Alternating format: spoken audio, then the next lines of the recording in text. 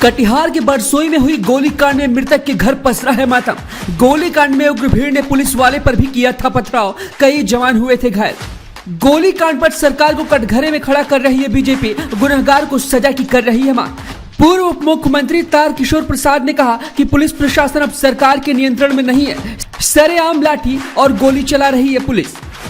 माननीय मुख्यमंत्री जी का शासन प्रशासन पर नियंत्रण खत्म हो चुका है और इसके कारण बिहार कहीं न कहीं अपराधियों के चंगुल में जा चुका है। फोर्स रहता तो आराम से वो चले जाता। हाँ, पुलिस के कमी के कारण जो है इतना फायरिंग वगैरह किया गया, जिसके कारण ये घटना। बिहार सरकार पूर्ण रूप से दोषी है, नीतीश कुमार और तेजस्वी यादव जी दोषी हैं कि लोगों की आवाज को कुचलना इनकी आदत बन चुकी है।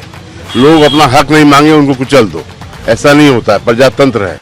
बता रहे हैं यहाँ पर टोटली इस मैटर को हम लोग ऐसे डील करेंगे कि हम लोग इसी बात को ही परिवार का एक माशाअल्लाह, चलिए आपका शुक्रिया।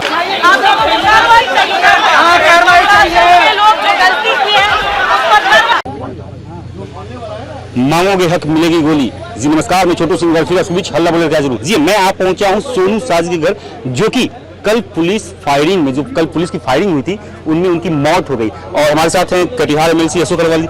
सर क्या हुआ था, क्या मजबूरी रही होगी पुलिस की कि गोली चलाना पड़ गया उन्हें? कल जो आंदोलन हो रहा था उसमें शांतिपूर्ण ढंग से मुखिया लोग, जनप्रतिनिधि लोग बिजली की डिमांड के लिए आंदोलन कर रहे थे, बैठे हुए थे, धरना प्रदर्शन। वो अनुमंडल पुलिस पदाधिकारी के परमिशन पर उन्होंने परमिशन दिया था आंदोलन के लिए, धरना के लिए। 1 दिवसीय धरना था उनका, शांतिपूर्ण ढंग से आंदोलन चल रहा था। उसमें पुलिस ने जो गोलियां चलाई हैं निर्दोष लोगों पर, जो आंदोलन से कोई रिश्ता नहीं था उनका। ये सोनू साह जो है उनके भाई बिजली विभाग में काम करते हैं, वहाँ उनको लाने के लिए गए थे, उनको माथे में हिट करके गोली मार दिया गया। एक जो मृतक है खुर्शीद आलम, वो टेम्पो ड्राइवर है, वो टेम्पो से पैसेंजर उतारा तो उसको गोली मार दिया। ये कौन आंदोलनकारी थे? ये तो कोई आंदोलनकारी नहीं थे। जिस ढंग से बर्बरतापूर्वक आंदोलनकारी कुछ नहीं हुआ, लेकिन जो निर्दोष लोग थे उनको पुलिस के द्वारा जो गोली मारी गई है, ये सरकार की दमनकारी नीति है। ये नीतीश कुमार और तेजस्वी सरकार की फेलियर है। पुलिस प्रशासन और सिविल प्रशासन उनके कंट्रोल में नहीं है। जिस तरह की घटनाएं बारसोई में कल हुई है, ये पूरी शर्मसार करने वाली घटना है। ऐसी घटनाओं का हम लोग विरोध करते हैं। पुलिस प्रशासन पर और मंडल पदाधिकारी में 302 का मुकदमा होना चाहिए। जो पीड़ित परिवार है उनके परिजनों को मुआवजा मिले, नौकरी मिले, ये हम लोग मांग करते हैं। लगातार इस तरह की घटना सामने आ रही है। पहले पटना में हक की लड़ाई के लिए जो आवाज उठाने गए थे उन पे गोली चली, और अब कटिहार की ये शर्मसार करने वाली घटना। तो दोषी कौन है इसमें? ये बिहार सरकार पूर्ण रूप से दोषी है। नीतीश कुमार और तेजस्वी यादव जी दोषी हैं कि लोगों की आवाज को कुचलना इनकी आदत बन चुकी है। लोग अपना हक नहीं मांगे उनको कुचल दो, ऐसा नहीं होता है, प्रजातंत्र है। कुछ लोग बता रहे हैं कि ये बीजेपी की चाल, बीजेपी की रणनीति के द्वारा जो है बढ़ावा दिया गया। सरकार आपकी है, बीजेपी की सरकार थोड़े है। सरकार तो आरजेडी और गठबंधन की सरकार है। सरकार आपकी है, पुलिस आपकी, अनुमंडल पदाधिकारी आपका है, तो बीजेपी इसमें क्या करेगी? बताया जाए कि कुछ ऐसे राजनीतिक दल के नेता थे जिन्होंने भीड़ को आक्रोशित किया, बढ़ावा दिया। कोई ऐसे नेता नहीं थे। ये सोनू कुमार शाह के कौन राजनीतिक दल से था? जो मारा गया टेम्पो ड्राइवर वो कौन राजनीतिक दल से था? वो तो बेचारा रोज कमाने खाने वाला आदमी था। जिस ढंग से गरीबों की हत्या हो रही है, ये सरकार पूर्ण रूप से दोषी है। अनुमंडल पदाधिकारी पूर्ण रूप से दोषी है। अनुमंडल आरक्षी पदाधिकारी पूर्ण रूप से दोषी है।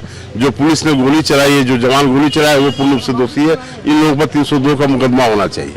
जी धन्यवाद। लगातार इस तरह से देख रहे हैं कि भीड़ किस प्रकार से आक्रोशित है। लोग यहाँ के जनता और जनप्रतिनिधि दोनों सरकार को सवालों से घेर रहे हैं। देखने वाली बात होगी कि आखिर होता क्या है।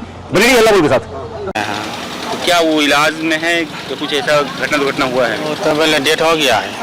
नहीं, सब लोगों से सुना जाता है उसके। डेट कहाँ पे हुई? यहीं पे हुई? यहीं पे डेट हुई। उसको गोली कहाँ पे लगी? माथा सर पर लगाया। वो आपके कितने बेटे थे आप?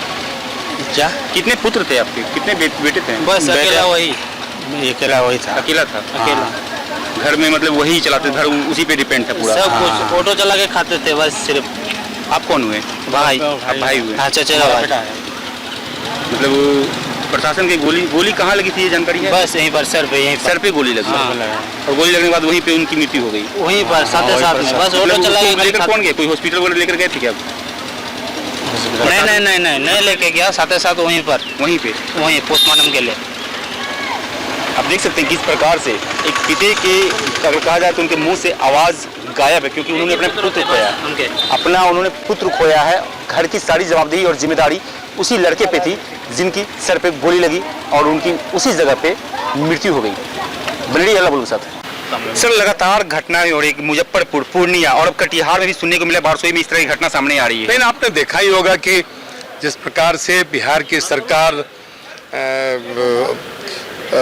पर अपराधियों का नियंत्रण खत्म हो गया है। लगातार मुजफ्फरपुर में जो हाल में स्वर्गीय शाही की हत्या हुई, सीतामढ़ी में हत्या हुई, भागलपुर में हत्या हुई, पूर्णिया में हत्या हुई, आज बारसोई में जो प्रदर्शन कर रहे थे विद्युत उपभोक्ता, लगातार विद्युत की आंख मिचौली हो रही है। विद्युत आपूर्ति लगभग ठप है। लोग इस भीषण गर्मी में परेशान हैं और पुलिस ने गोली चलाकर अपने पुलिस की निरंकुशता जो है, जो आपने देखा होगा कि भारतीय जनता पार्टी के कार्यकर्ता जब निहत्थे प्रदर्शन कर रहे थे तो सरकार जानबूझकर लाठी चार्ज के द्वारा हमारे कार्यकर्ताओं की किस प्रकार से हत्या की और कितने हमारे कार्यकर्ताओं को अधमरा सा कर दिया। तो यह सरकार का ये रोजमर्चा का खेल हो गया क्योंकि माननीय मुख्यमंत्री जी का शासन प्रशासन पर नियंत्रण खत्म हो चुका है और इसके कारण बिहार कहीं न कहीं अपराधियों के चंगुल में जा चुका है। सोनू के घर के जो मातमी सन्नाटा पसरा, आप देख सकते हैं किस प्रकार से माहौल पूरा गमगीन है। जो भी परिवार के लोग हैं, चाहे जो भी बाहर रहते थे परिवार के लोग, वो सारे आ चुके हैं और जो मातमी सन्नाटा है, कहीं ना कहीं यह दृश्य बहुत ही कहा जाए तो गमगीन है।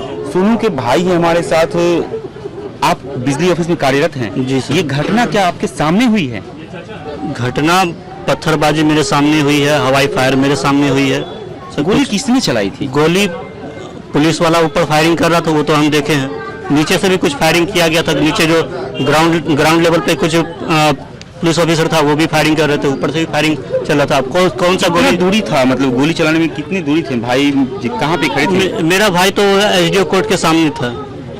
आपको लेने के लिए हो गए थे क्या? हाँ, हमको लेने के लिए गया हुआ था। भीड़ से पीछे में था, ठीक है, एक साइड में था कोने, और गोली उनको लग गई। गोली आसपास चली होगी वहाँ पे घटनास्थल पे? वो तो हम नहीं अंदाजा। ज्यादा गोली चला। कितने लोग ऐसे हताहत हुए क्योंकि आप तो वहाँ पे कार्यरत हैं? 3 आदमी। भीड़ का उग्र स्थिति क्या था, कैसे भीड़ वहाँ पे आ गई? भीड़ बहुत समझिए तो भयानक ही थी, लेकिन उतना भी ज्यादा भयानक नहीं था, कंट्रोलेबल था।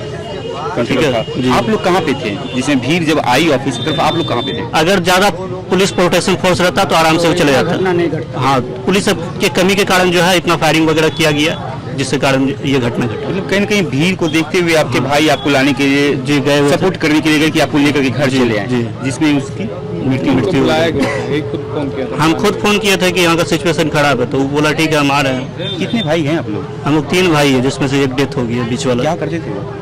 कौन? वो आर्टिफिशियल इंटेलिजेंस का तैयारी चल रहा था, उसका कोडिंग भी सीखा हुआ है और उसके बाद हैकिंग वगैरह हल्का फुल्का जानता है और फिर मेडिकल का प्रैक्टिस भी किया हुआ है। मतलब बहुत सारा नॉलेज है उसके। अगले साल तक वो जो है 2024 तक उनका जॉब मैक्सिमम 50,000 सैलरी तो कंफर्म था उनका जॉब लग गया। 4 साल से वो अपना पढ़ाई किया। कहीं ना कहीं घर के एक पिलर की क्षति हो गई आज। जी सर। अब देख सकते हैं किस प्रकार से सोनू के जो भाई हैं वो बता रहे हैं कि हमने क्या खोया, वो बातों से बयां करना बहुत ही नामुमकिन है। घर की स्थिति आप देख सकते हैं विजुअल में, इस प्रकार से पूरे परिवार की दशा बनी हुई है। रो रो करके उनके जितने भी परिवारजन है सबका बुरा हाल है। घर के चारों ओर भीड़ लगी हुई है। यहाँ पे जितने ग्रामीण थे सभी लोग चर्चा भी कर रहे हैं कि सोनू का जो स्वभाव था कहीं कहीं वो मिलनसार था, जो कि आज वो हमारे बीच ना रहा। बनेड़ी हल्ला के साथ